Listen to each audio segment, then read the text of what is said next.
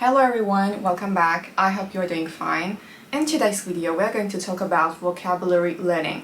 I know that you have an endless amount of questions regarding this topic, and that's why today I decided to talk about vocabulary learning in general. So actually I know that you have watched many videos about this and you have tried also many methods of vocabulary learning. Some of them worked, some of them didn't.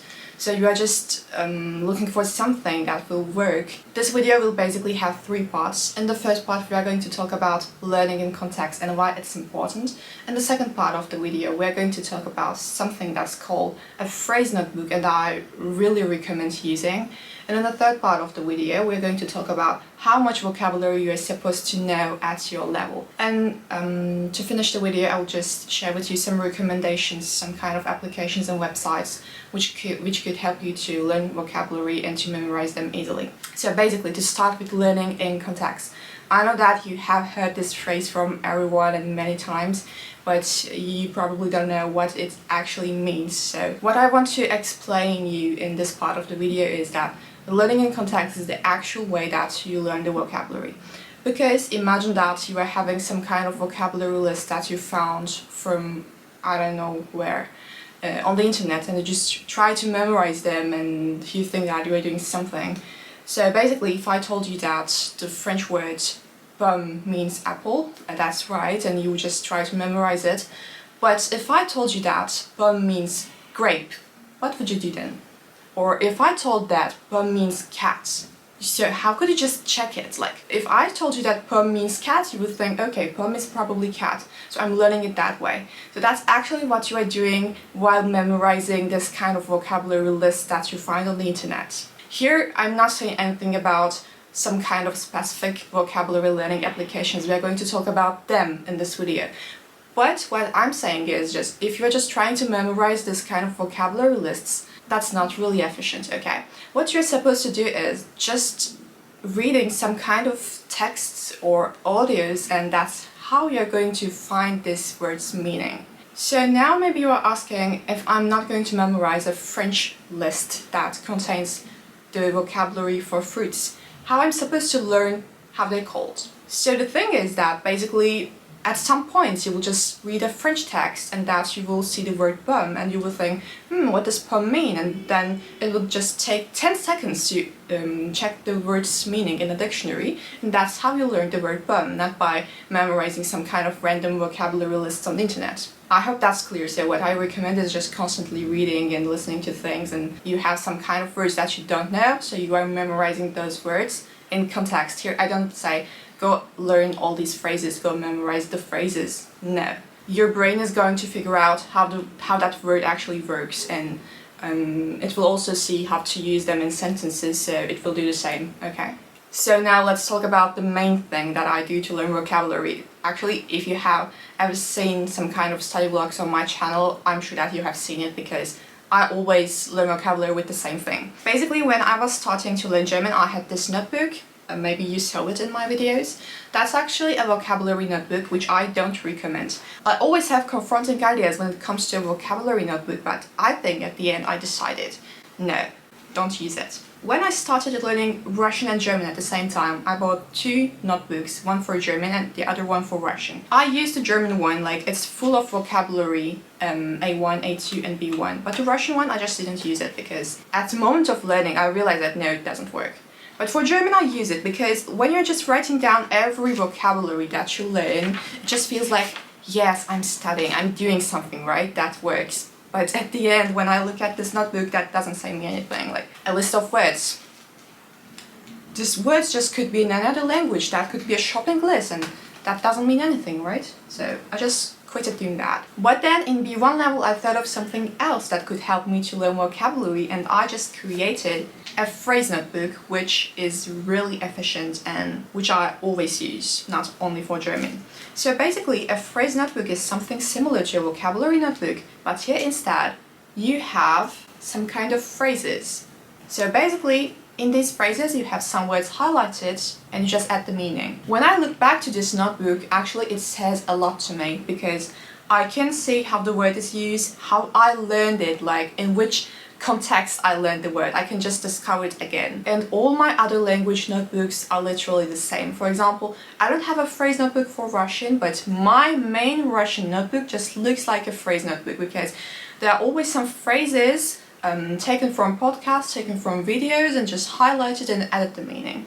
For example, I'm learning Dutch since like 4 months, I think. Not exactly 4 months, but we are really close to that.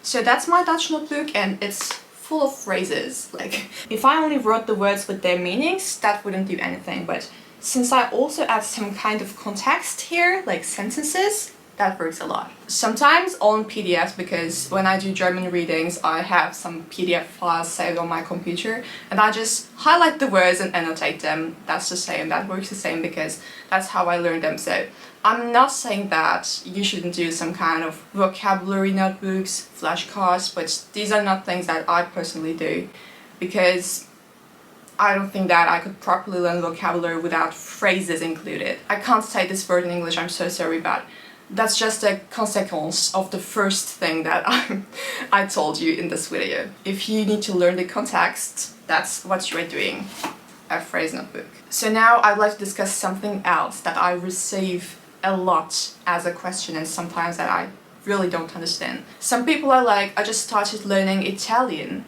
I don't know really anything, I just know ciao come stai, but I want to watch an Italian vlogger. Nice. But then they are just worried about the vocabulary that they don't understand. Like, why? They did not make that video for you to understand. They're just talking to their fellow Italians, not to you. If you are an A1, you're just going to watch the things which I made for A1 level. You could listen to Italian songs, you could watch the movies, but you're not supposed to understand anything. Some of you may also be asking, like, for instance, I'm listening to Russian podcasts, and there are 50 words that I didn't understand.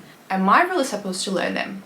No, you're not supposed to. So what I personally do is just take the case of French, for example. It's the language that I speak the best, so it's different from the others. If I'm listening to a French podcast and I find a word that I don't know, I just be like, that's weird, I should learn it. But honestly, I wouldn't do the same for Russian, because if I'm listening to a Russian podcast and if there are just 30 words that I didn't understand, that's completely normal, and I wouldn't try learning every single one of them. So what I actually mean is, if your level is B1, everything you read and listen also should be in B1.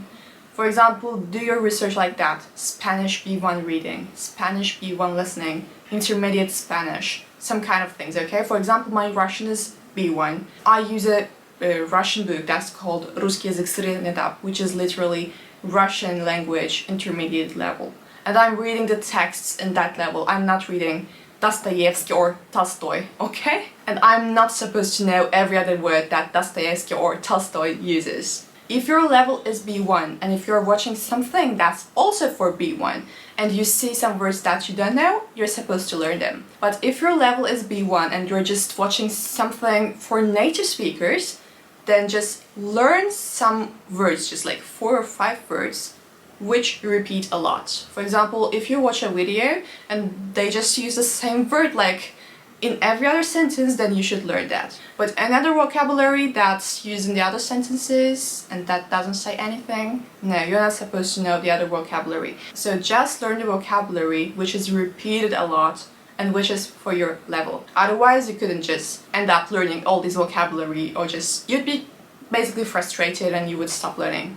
Now, to end this video, I will just share with you some tools that will help you to learn vocabulary. So to start with, I just want to talk about reversal context. I use it a lot. The reason why I appreciate this application that much and why I talk about it in all of my videos is that it does the multilingual translations really well. For example, French to Italian, Italian to Russian, Russian to German, like, it's perfect. I just want to talk about a feature that I liked a lot and I used really often while I was preparing for Italian and French exams, because in this kind of exams, if you repeat the same phrase or same word a lot, they will just think that you are not really, your connaissance is not really sufficient for that level. So you just need to rephrase everything, you need to use some alternative phrases, and that's how it works if you want to get the advanced certificate for any language, okay? So basically what you can do on Reverso is you just write a phrase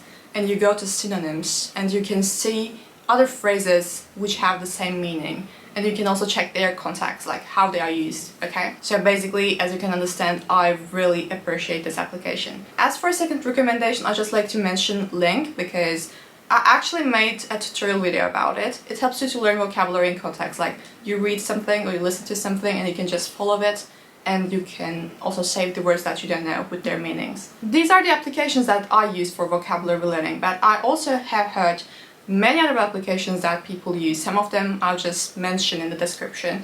Actually, everything is useful as long as we're learning something out of it. There are actually some things that I don't use while learning a language, or I don't recommend. But people sometimes say that, no, that worked for me, and I just can't say anything about that. If that works for you, just go on doing that. But these things I just mentioned helps me to learn 8 foreign languages. So basically, if you don't know how to continue, if you're just lost, completely lost, and you have no idea what to do, you can just follow my recommendations and you can be 100% sure that they're going to work for you, okay? But if you are using something else that I never mentioned in one of my videos, or I have never thought of probably, then if that's fine for you, just go on doing that. I can't say anything about it. So that's basically what I wanted to tell in this video, and I hope that it was useful for you and it replied your questions regarding vocabulary learning, okay? So you can follow my social media accounts, and you can also subscribe to my YouTube channel, and don't forget to give a thumbs up to this video. Just write in the comments how you're learning vocabulary and what you think about the things that I just told you, okay? That was all. See you! Ciao!